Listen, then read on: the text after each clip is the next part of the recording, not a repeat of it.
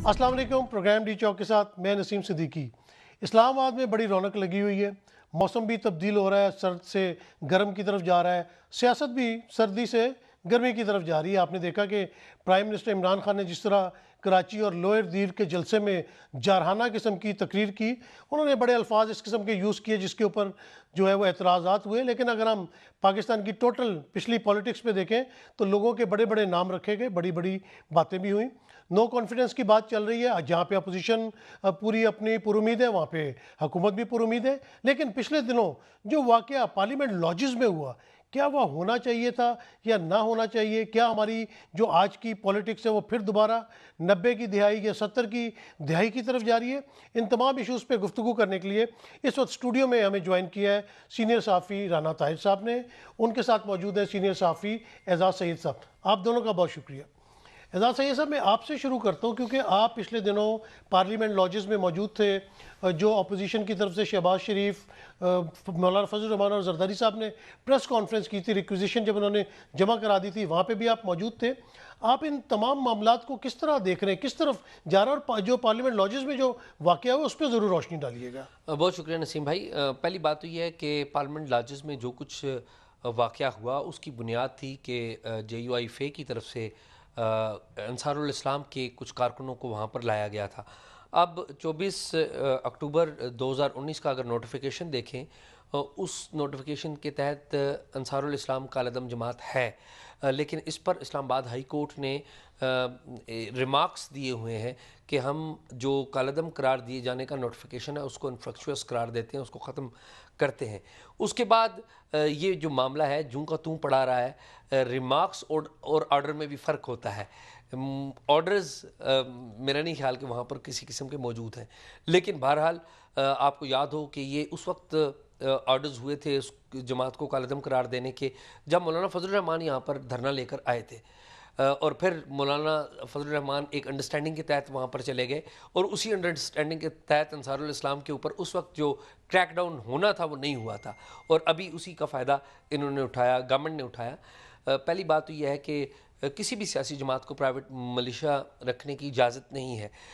इस पर्टिकुलर वाक़े में मौलाना सलाहुद्दीन अयूबी और मौलाना जमालुद्दीन ने इन अफराद को अपने मेहमान के तौर पर इनवाइट किया था, और कोई भी शख्स अपने मेहमान के तौर पर किसी को भी बुला सकता है। और इन्होंने SOPs को, जो भी प्लेस्ड SOPs हैं, गेट के ऊपर बताना, इन्फॉर्म करना, वो इन्फॉर्म करके इनको अंदर लेके गए। क्या असला बरदार थे? कोई असला के पास? ये जो जमात है अंसारुल इस्लाम, ये असला बरदार जमात नहीं है।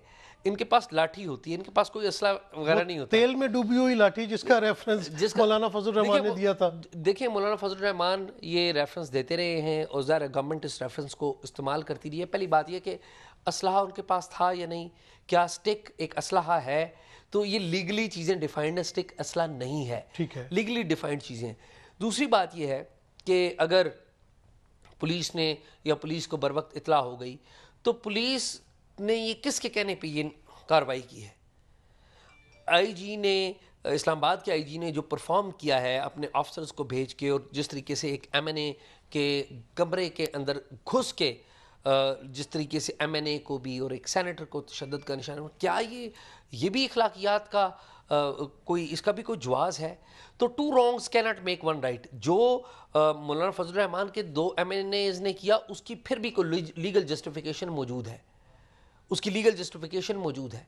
लेकिन जो इन्होंने किया, ये तो कानून के रखवाले जब कानून को हाथ में लेंगे, और ज़ाहिर है उसमें उन पुलिस एहलकारों का कोई कसूर नहीं है जो वहाँ पर मौजूद थे, इसमें पुलिस के सरबराह इस्लामाबाद के IG पुलिस का कसूर है, जिन्हें एक टेलीफोन कॉल आई और उन्होंने टेलीफोन कॉल के ऊपर बाकी। लेकिन एजाज साहब, आप भी पार्लियामेंट जाते हैं, मैं भी पार्लियामेंट जाता हूँ, हम इस इलाके में भी जब दाखिल होते हैं तो बड़ी चेकिंग होती है, बड़ी पूछगछ होती है। एक जो अपना जत्था है जो कि एक किस्म का उनका क्या कहना चाहिए रखवाला भी है, वो 60-70 की तादाद में एक यूनिफॉर्म पहन के जब पार्लियामेंट लॉजेस में दाखिल होंगे तो क्या वो एक सिक्योरिटी का मसला नहीं हो जाता? और अगर पुलिस ने आके वहाँ पे कोशिश की है, 4-5 घंटे उनसे मुज़ाकरात करते रहे हैं, तो नहीं आप समझते कि ये पुलिस की भी जिम्मेदारी है कि वो उस रेड जोन को सिक्योर बनाए?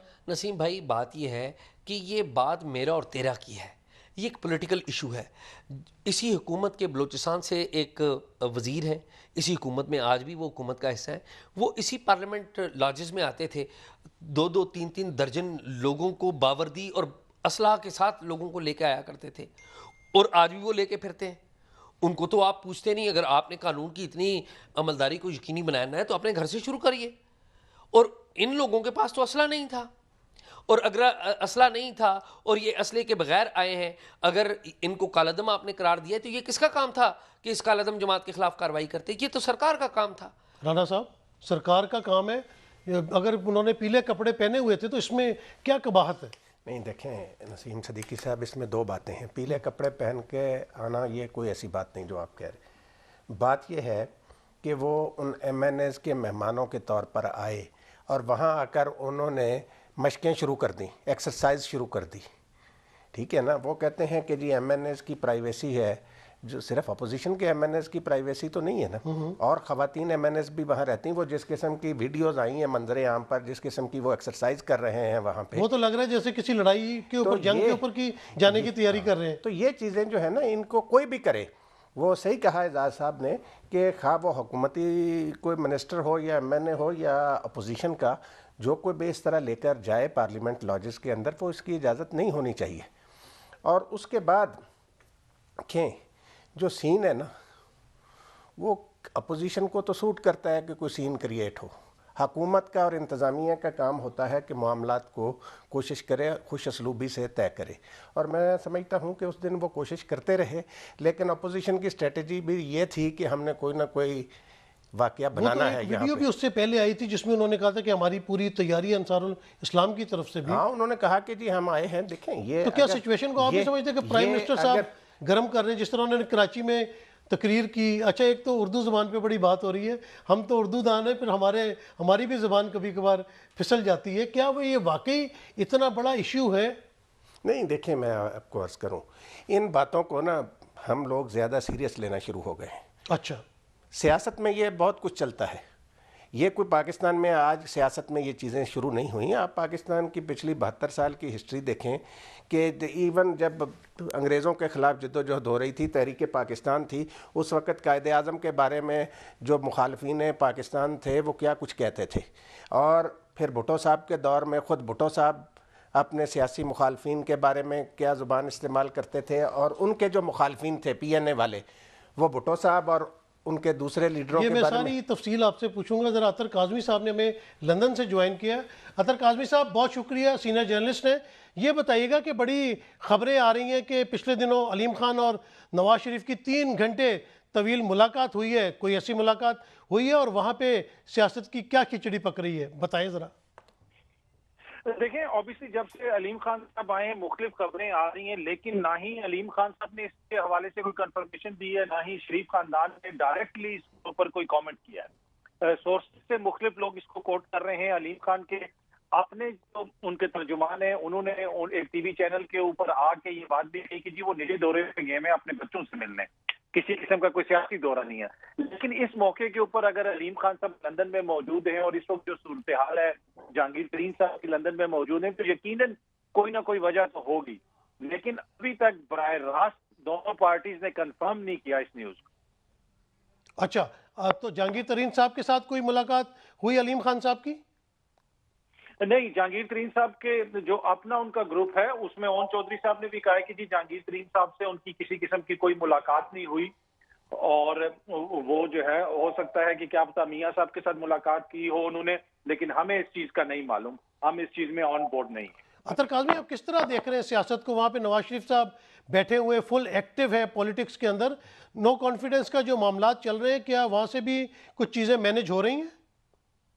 دیکھیں, اوبیسلی نون لیگ میں آپ کو پتا ہے کہ اہم فیصلے میاں نواز شریف صاحب ہی کرتے ہیں, اور اگر کسی شخص کی یہ خواہش ہے کہ وہ نون لیگ کے ساتھ چلے تو میرے خیال میں اس کی پرائیورٹی یہی ہوگی کہ وہ نواز شریف صاحب سے ڈائریکٹلی ڈیل کریں. آلدو کہ شہباز شریف صاحب مسلم لیگ نون کے صدر ہیں, لیکن ہمیں پتا ہے کہ نون لیگ کے اندر کرتا دھرتا میاں صاحب ہی ہیں, اور وہ لندن میں موجود ہیں. اور اسی وجہ سے جب بھی کوئی سیاست کے اندر گرمی سردی آتی ہے تو ایک دم سے لندن کا ذکر شروع ہو جاتا ہے اور میاں صاحب کا ذکر شروع ہو جاتا ہے, کیونکہ وہ اکثر چیزوں کو یہیں سے کنٹرول کرتے ہیں.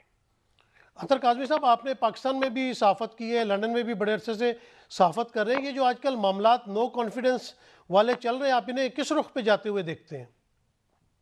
دیکھیں obviously سیاست ہے، اس میں پریڈکٹ کرنا تو مشکل ہوگا، لیکن ابھی تک کی جو صورتحال ہے مجھے نہیں لگتا کہ دونوں پارٹیاں کوئی 100% وہ کنفرم ہے کہ ہم جیت جائیں گے، نہ اپوزیشن اور نہ ہی حکومت۔ آج مولانا صاحب نے خود بھی پریس ٹاک کے اندر کہا کہ اس کے اندر جیت بھی ہو سکتی ہے، ہار بھی ہو سکتی ہے، آلدو کہ حکومت بار بار یہ کہہ رہی ہے کہ ہم جیتیں گے، ہمیں کسی قسم کا مسئلہ نہیں ہوگا، لیکن دوسری طرف اس طرح کی بھی باتیں ہو رہی ہیں کہ اپنے اراکین کو ووٹ نہیں ڈالنے دیا جائے گا، ان کو روکا جائے گا۔ تو جس طرف چیزیں بڑھ رہی ہیں مجھے لگتا ہے کہ فی الحال جو پوزیشن ہے، جن لوگوں سے میری بات ہوئی، جو میرے ذرائع ہیں، مجھے لگتا ہے کہ فی الحال حکومت کی پوزیشن سٹرونگ ہے، لیکن چیزیں بڑی تیزی سے تبدیل ہو سکتی ہیں۔ آپ کو بھی اس چیز کا اندازہ، آپ خود اسلام آباد میں بیٹھے ہیں، لیکن فی الحال یہی لگتا ہے کہ خان صاحب سروائیو کر جائیں گے۔ خان صاحب سروائیو کر جائیں گے۔ ناظرین، یہاں پہ ایک چھوٹی سی لیتے ہیں بریک کے بعد دوبارہ حاضر ہوتے ہیں۔ Welcome back. اعزاز، اس دن آپ نے دیکھا تھا کہ جب پریس کانفرنس ہو رہی تھی، ہم لوگ بڑی باڈی لینگویج کی بھی بات کرتے ہیں، ہماری اسپیشلٹی بنتی چلی جا رہی ہے۔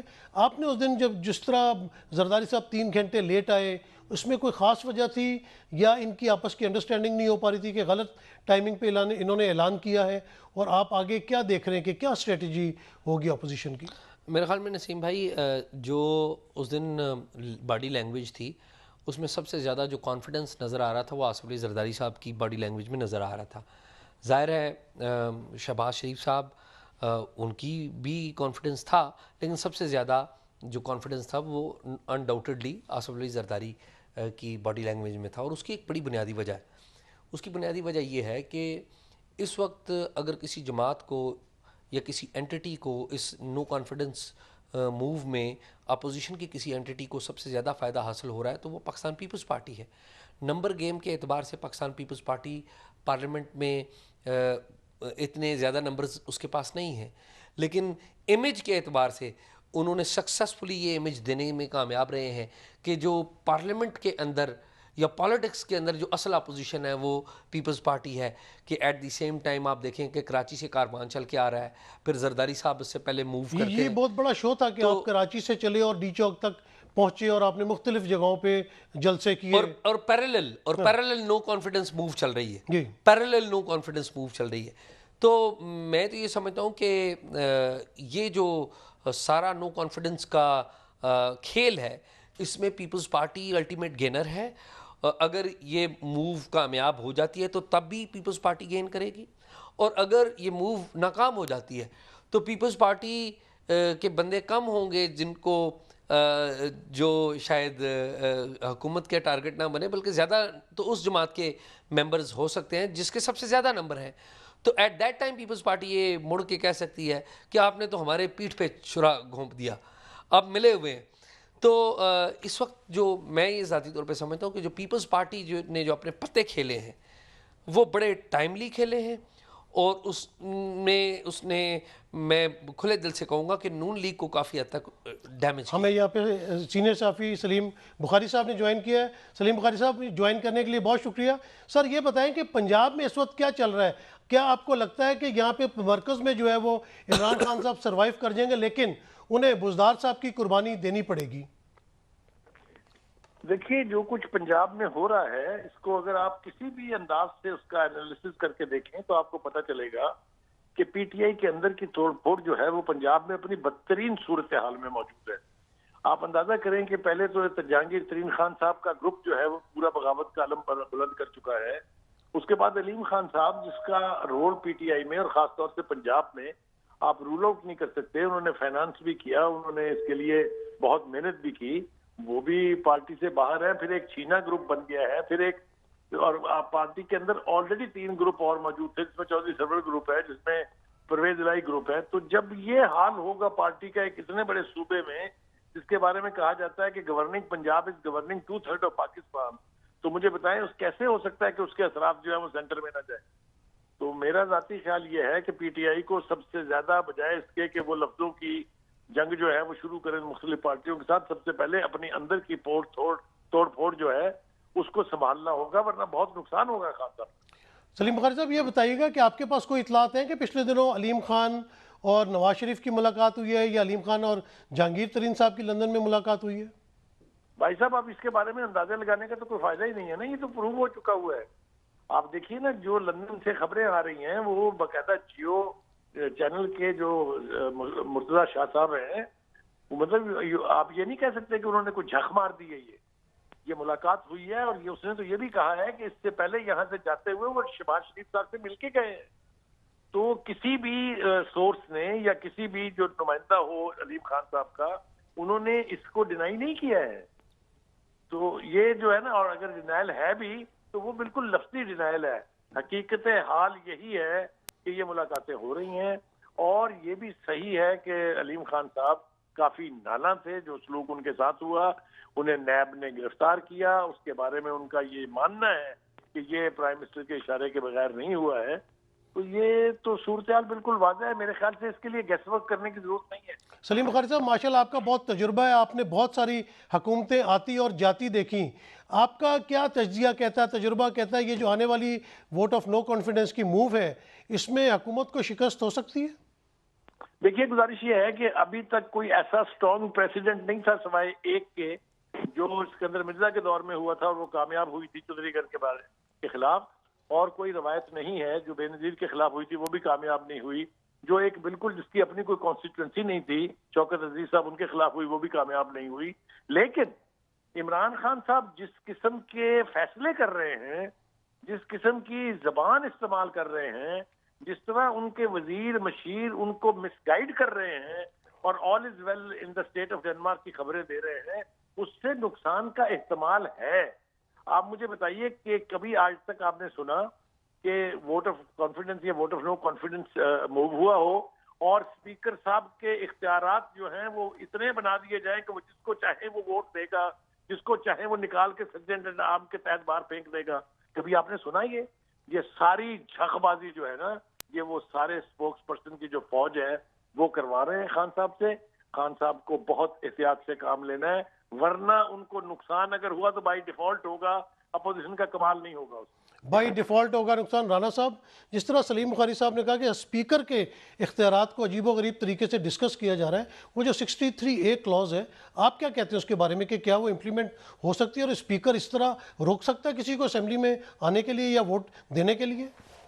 دیکھیں نسیم صدیقی صاحب، میں نہیں سمجھتا کہ یہ وزیر اعظم کے کون سے مشیر ہیں جو ان کو اس طرح کے مشورے دے رہے ہیں. یہ اس بارے میں وہی مشیر ہیں جو روز ٹی وی پہ آئے ہوتے ہیں. آئین جو ہے نا بالکل واضح ہے کہ آپ جب تک وہ ممبر جو ووٹ دینے آ رہا ہے، آپ اس کو ووٹ دینے سے نہیں روک سکتے. اور جب وہ ووٹ دے گا، اس کے بعد پارٹی ہیڈ اور سپیکر جو ہیں وہ اس کے بارے میں ریفرنس جو ہے، اپنا ڈیکلریشن جو ہے وہ چیف الیکشن کمشنر کو بھجوا دیں گے. الیکشن کمیشن نے اس پہ 30 دن میں فیصلہ کرنا ہے. تو اس سے پہلے جو ان کا ووٹ ہوگا، مجھے نہیں اس تشریح کی جو آئین کی تشریح کر رہے ہیں حکومتی ماہرین، میں بھی قانون کا ایک ادنا طالب علم ہوں، میں یہ سمجھنے سے قاصر ہوں کہ وہ کیسے یہ کہہ رہے ہیں کہ اسپیکر صاحب جو ہیں وہ کہہ دیں گے کہ ان کا ووٹ کاؤنٹ نہیں ہوتا. تو میں سمجھتا ہوں کہ یہ جو مشورہ دیا جا رہا ہے پرائم منسٹر صاحب کو، یہ کوئی صحیح مشورہ نہیں ہے. اور اگر حکومت کے پاس اپنے نمبر پورے ہیں، ان کے اپنے جو ممبر ہیں وہ انٹیکٹ ہیں، اتحادی انٹیکٹ ہیں، تو پھر حکومت کو کس بات کا خدشہ ہے؟ دیکھیں، یہ اتحادی ساتھ ہیں یا اپنے بندے ساتھ ہیں، یہ ابھی کوئی پکی بات تو نہیں ہے نا. بات یہ ہے سیدھی پرائم منسٹر صاحب کو نا یہ وقت آ گیا ہے کہ وہ فیصلے کریں. معاملات لٹکانے سے حل نہیں ہوں گے. آپ کو میں بتاؤں، کب سے ساری دنیا کہہ رہی ہے پنجاب پاکستان کا سب سے بڑا صوبہ ہے، وہاں پہ آپ نے ایک ایسا وزیر اعلیٰ بنایا جس کی 3.5 سال کی پرفارمنس آپ کے بھی سامنے ہے، پورے صوبے کے بھی سامنے ہے، قوم کے بھی سامنے. تو اگر آپ اس طریقے سے فیصلے کریں گے تو پھر اس کا ابھی یہ میں آپ کو بتاؤں، یہ سارے کا سارا جو ملبہ ہے نا نو کانفیڈنس کا، یہ پرائم منسٹر پر چیف منسٹر پنجاب کی وجہ سے پڑا ہے. وہ کیوں؟ یہ سارے لوگ چیف منسٹر پنجاب سے نالاں ہیں. تو عمران خان کو نہیں پتا اس بات کا؟ وہی تو میں کہہ رہا ہوں کہ خان صاحب کو یہ چیزیں دیکھنی چاہیے کہ یہ جو دیکھیں. اور پھر جو ارد گرد اچھا، اس کی رانا صاحب وجہ کیا ہے کہ عثمان بزدار صاحب کے ساتھ عمران خان صاحب मतलब वो वसीम अकरम प्लस और उनको हटाना नहीं चाहते, इसकी ये राज की बात बताएं ना।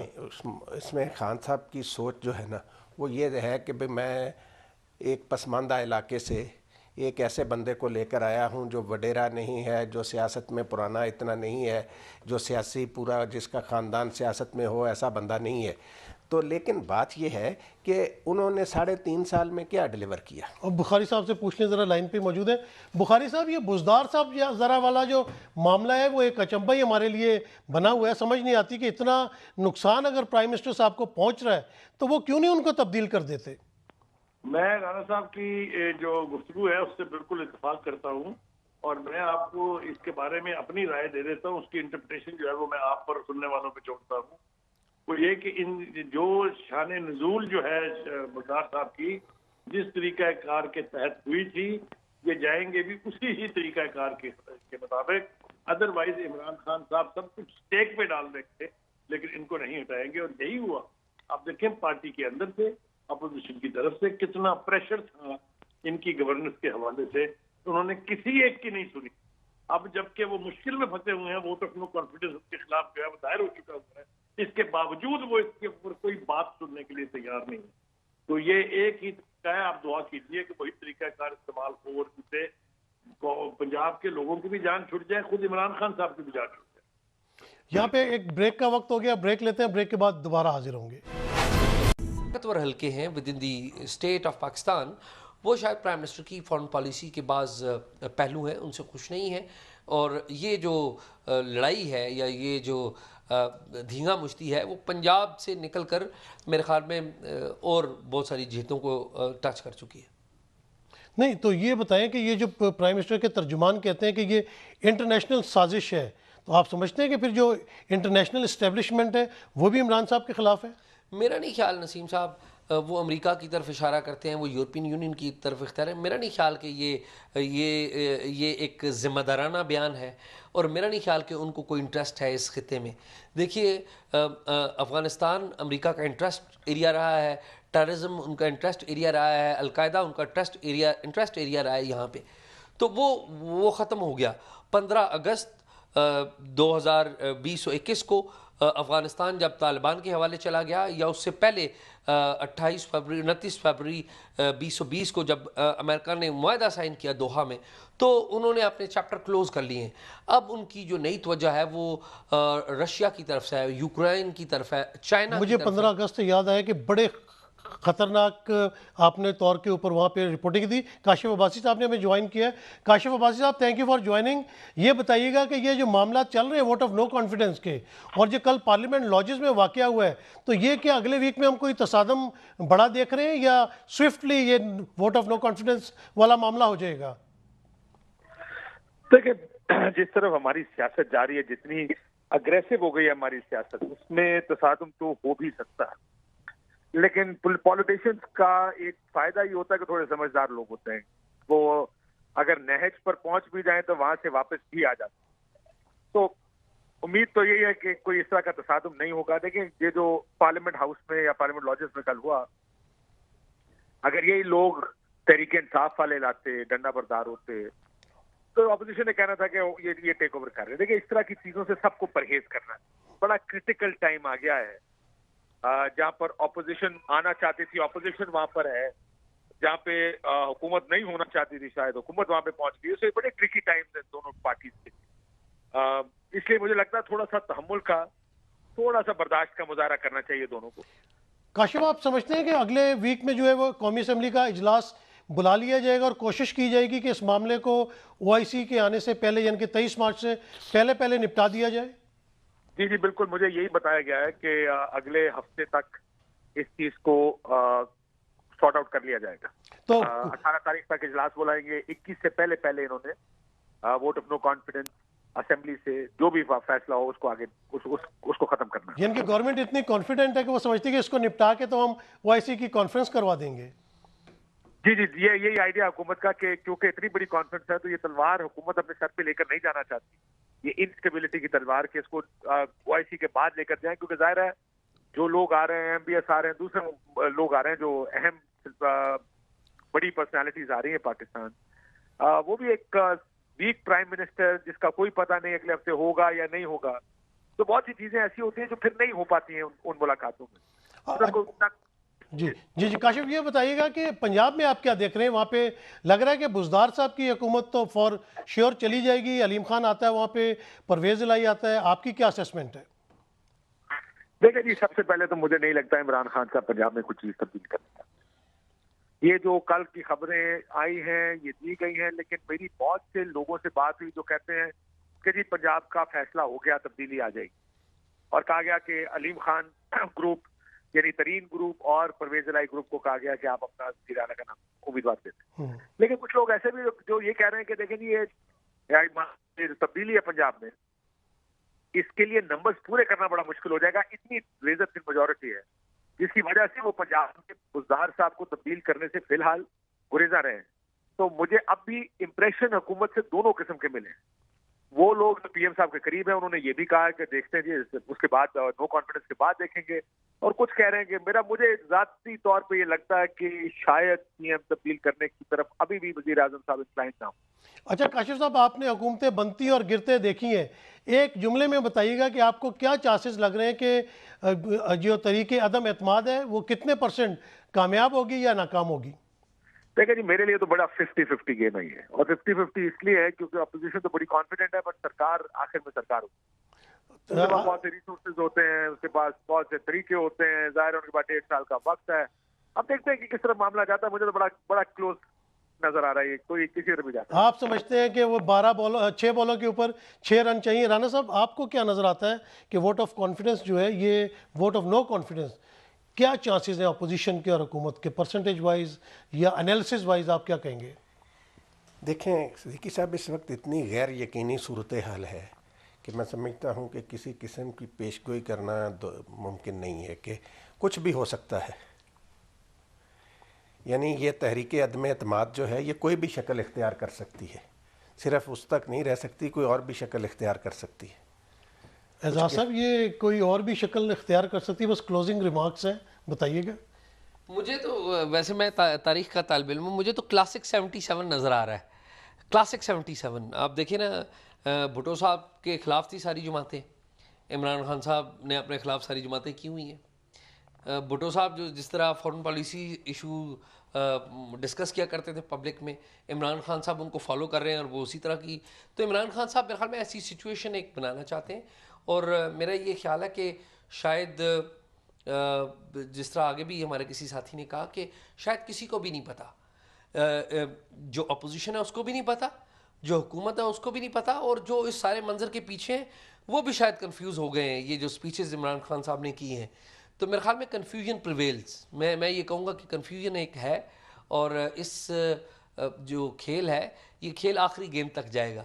आखिरी गेंद तक जाएगा। राना ताहिर साहब आपका बहुत शुक्रिया, एजाज सैयद आपका बहुत शुक्रिया, अतर काज़मी साहब आपका बहुत शुक्रिया, सलीम बुखारी साहब, काशिफ अब्बासी साहब, आप लोगों का भी बहुत शुक्रिया।